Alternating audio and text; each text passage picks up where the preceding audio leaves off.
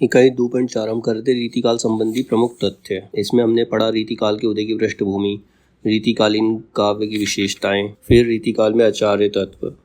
अब आगे है इसमें प्रमुख आलोचकों की दृष्टि से रीतिकाल का मूल्यांकन, मतलब अलग अलग आलोचकों ने रीतिकाल को किस प्रकार से मूल्यांकित किया है वो बताना है इसके अंदर। अब इस समय आर्थिक दृष्टि से समाज में स्पष्ट रूप से दो श्रेणियां हो गई। जब रीतिकाल का समय था, पूरा समाज जो था दो पार्ट में डिवाइड हो गया। अब दो पार्ट कौन से? एक था उत्पादक वर्ग, जिसमें प्रधान रूप से किसान और किसानी से संबंधित रखने वाली जातियां, बढ़ई, कारपेंटर को बोलते हैं बढ़ई, लोहार, ये वेल्डर वगैरह जो लोहार होते हैं, कहार जो डोली वगैरह उठाते हैं, भार उठाते हैं, उनको कहार कहते हैं। जुलाहा जो सूत काटता है, कपड़े बनाता है, वो जुलाहा। तो ये सारी जातियां एक वर्ग के अंदर आती थी। पहले वर्ग के अंदर ये सब आते थे। और दूसरा वर्ग था भोक्ता का, जो सिर्फ भोग विलास की चीज़ों में व्यस्त रहते थे। उसमें राजा, रईस लोग और नवाब, ये सब आते थे। रीतिकालीन कवि कविता के सौदागर थे। बच्चन सिंह कहते हैं कि रीतिकालीन कवि जो थे वो कविता के सौदागर थे। वो अपनी कविता पैसों के लिए किया करते थे, मतलब धन के लिए वो कविताएं करते थे, इसीलिए वो आश्रयदाताओं की प्रशंसा ज़्यादा लिखा करते थे।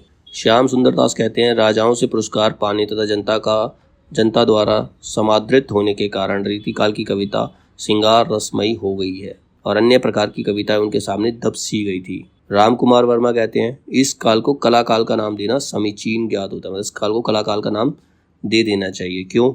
रीति काव्य और श्रृंगार काव्य के साथ इस काल में इतनी अधिक प्रवृत्तियां, विचारधाराएं और ललित शिल्प की साधनाएं दृष्टिगत होती हैं कि उनमें कला का प्रांजल रूप अनायास ही दृष्टिगत होता है। इसीलिए इस काल को कलाकाल नाम देना उचित होगा। ये राम कुमार वर्मा ने कहा।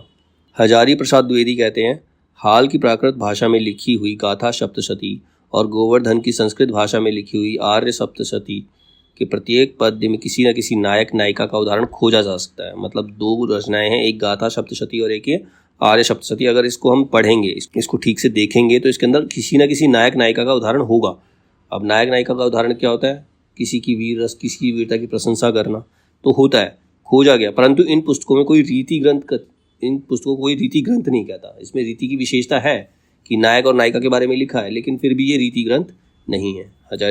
ये कहा है हजारी प्रसाद द्विवेदी ने।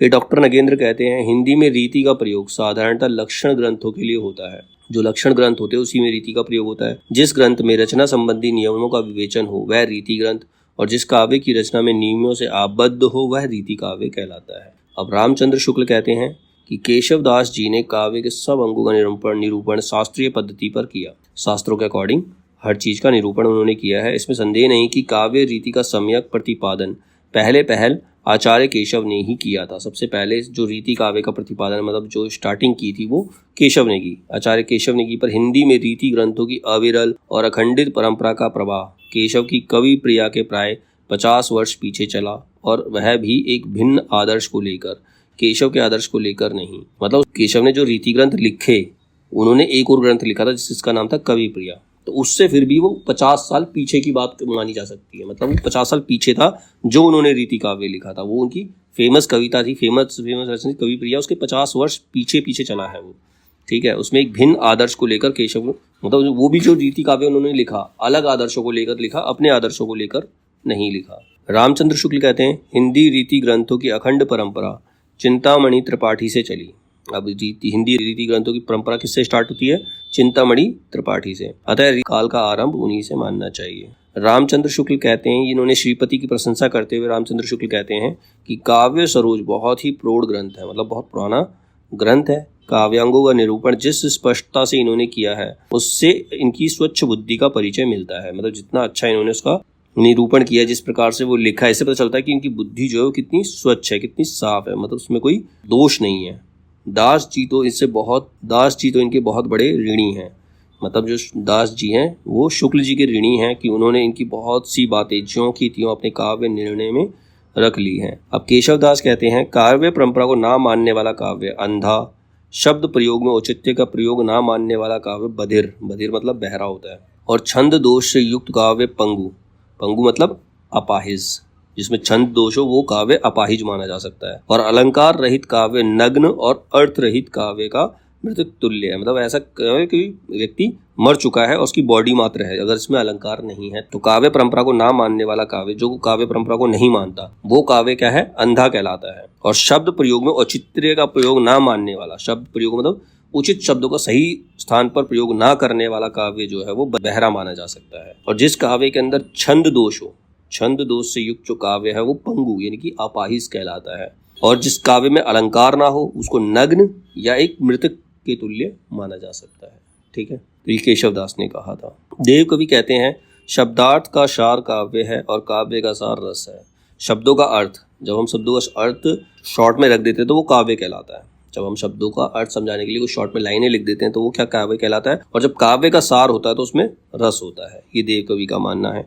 देव कवि कहते हैं शब्दार्थ में काव्य कामधेनु है, जिसका दूध रस है और मक्खन आनंद। कामधेनु गाय क्या है?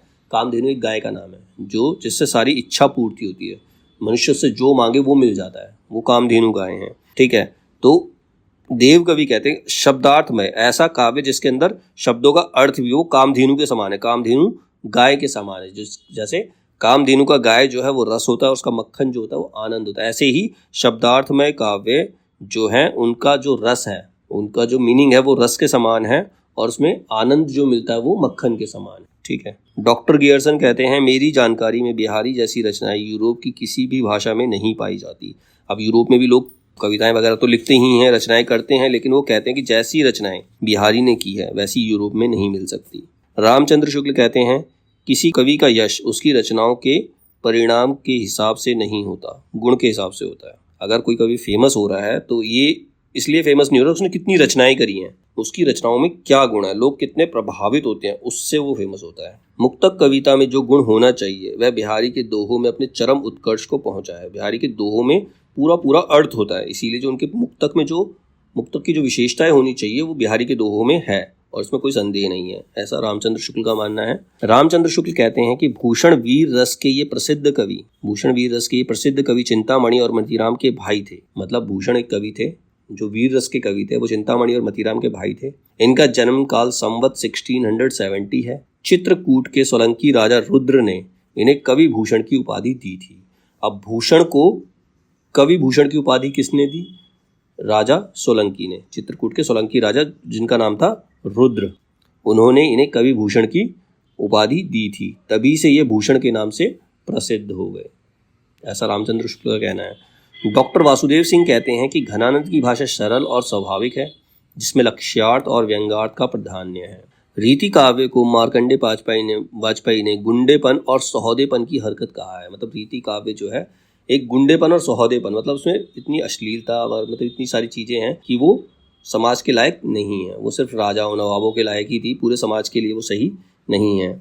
मार्कंडे वाजपेयी ने ऐसा कहा था। आचार्य शुक्ल ने रीतिकालीन कवियों पर व्याकरण संबंधी नियमों की अवहेलना करने और भाषा मिश्रण करने का आरोप लगाया। आचार्य शुक्ल कहते हैं कि रीतिकालीन जो कवि हैं उनमें उन्होंने व्याकरण संबंधी नियमों को नहीं माना, अपनी रचनाओं में व्याकरण के नियमों को नहीं माना है और अलग अलग भाषाओं का मिश्रण किया है। रीति काव्य की आलोचना पद्धति को नलिन विलोचन शर्मा, भारतीय मनीषा का हाश काल वर्गीकरण प्रेम कहा है। रीति काव्य की जो आलोचना पद्धति है, इसमें एक राइटर है, रचनाकार है, जिनका नाम है नलिन विलोचन शर्मा। ये कहते हैं कि भारतीय मनीषा का हास्यकालीन वर्गीकरण प्रेम, ये रीति काव्य है। ठीक है, इसके बाद है रीतिकाल के साहित्य का वर्गीकरण। साहित्य का वर्गीकरण किस प्रकार किया है, उसको नेक्स्ट वीडियो में करते हैं।